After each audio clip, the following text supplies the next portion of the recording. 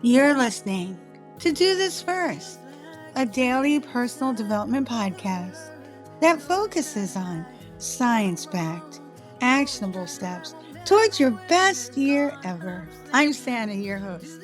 Today, we're continuing with our Founders series. Thomas Jefferson, one of the founding fathers of the United States, was a complex but influential figure in American history. Born in 1743 in Virginia, Jefferson was a highly educated person who actively participated in the drafting of the Declaration of Independence and later served as the third president of the United States. He was well known for his strong belief in democracy, individual rights, and freedom of religion. An academic, he eventually went on to attend the College of William and Mary, where he studied law. His keen intellect and passion for learning were further demonstrated in his extensive collection of books, which, by the way, he later donated to form the basis of the Library of Congress. Thomas Jefferson was what I would call an independent thinker. He often found himself at odds with the aristocrats because of his unwavering belief that farmers and landowners were the backbone of the United States. Many of his decisions as president affirmed this belief. However, there were several instances that brought to question the authenticity of his values. For example, even though he advocated for, especially to his peers, the landed gentry, the gradual abolishment of slavery, he continued to own slaves. Another example of this sort of contradiction in values versus his actions was his handling of the French Terror. Jefferson's initial support for the French Revolution and his refusal to condemn the violence of the Reign of Terror could be seen as a failure to uphold his own principles of liberty and human rights. Jefferson's decision to continue diplomatic relations with France during the Reign of Terror was criticized for seemingly prioritizing political alliances over moral considerations.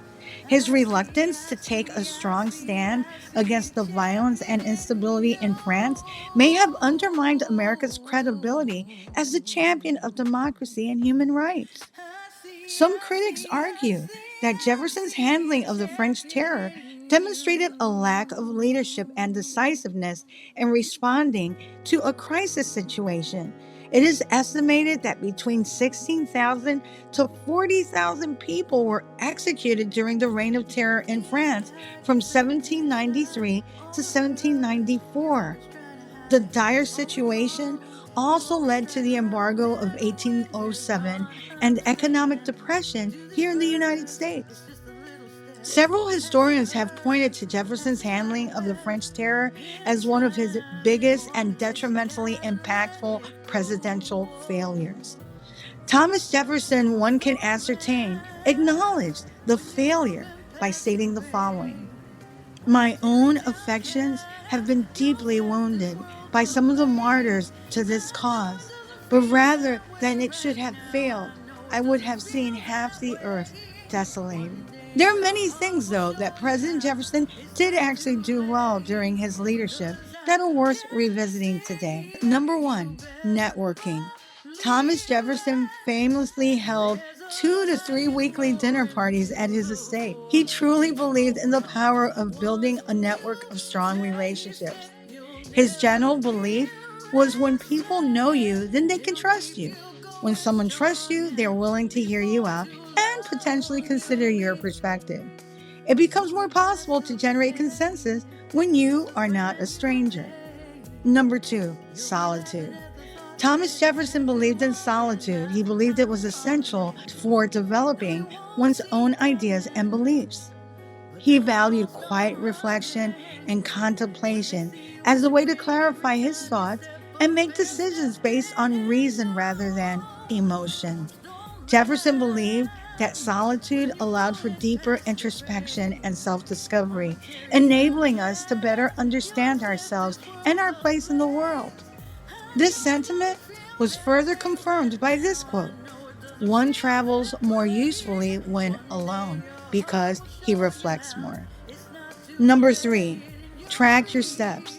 It's hard to believe, but Thomas Jefferson was already keeping tabs on his physical activity by using a device he brought over from Europe. The president strapped the pedometer-ish device to his waist. These are very important lessons. Two, really, when we really think about it. One is that being proactive about your health is extremely important. It is said that he walked upright and without a slouch well into his 80s. The other valuable lesson is treating time as our most valuable commodity because it is finite and cannot be replenished. We can always make more money, acquire more possessions, or gain more knowledge, but we can never get back the time that has passed. Thomas Jefferson's use of a tracking device to track his steps shows that he was determined to prioritize his time wisely. Podcast episode number 17, Time Management, and episodes 20 and 21, Morning Habits, can provide more clarity in this regard. Number 4, self-control. One of Thomas Jefferson's most famous quotes is as follows: "When angry, count to 10 before you speak. If very angry, count to 100. Still very relevant advice today, as anger is bad for leadership. It can cloud judgment, impair decision-making, and hinder effective communication. When a leader is angry, they may act impulsively or aggressively, which can damage relationships with team members and erode trust. In the most extreme cases, it can end your career or worse." Number 5, vision. Thomas Jefferson was a visionary in many ways. One of the most notable examples of his forward-thinking ideas was his belief in the importance of education for all citizens. He founded the University of Virginia, which was one of the first universities in the United States to offer a comprehensive curriculum and promote intellectual freedom. Additionally, Jefferson's advocacy for religious freedom and separation of church and state was revolutionary for his time. He believed that individuals should have the right to practice their own religion without interference from the government, setting a precedent for future generations. Jefferson's vision for westward expansion and the Louisiana Purchase doubled the size of the United States and paved the way for future growth and development. His belief in farming and self-sufficiency also influenced policies on land ownership and agriculture that shaped the nation's economy. A quote from Mr. Jefferson that comes to mind that gives further credence to his visionary mindset is as follows: "I like the dreams of the future better than the history of the past." Thomas Jefferson is generally credited as the principal author of the Declaration of Independence. He was an important figure in American history, but very complex. Though we probably won't be able to agree with everything he did, we can agree that some of the lessons in leadership gleaned from his actions are still worth following today. If you like what you're hearing, don't forget to leave a review. Follow and subscribe to my YouTube channel at Do This First.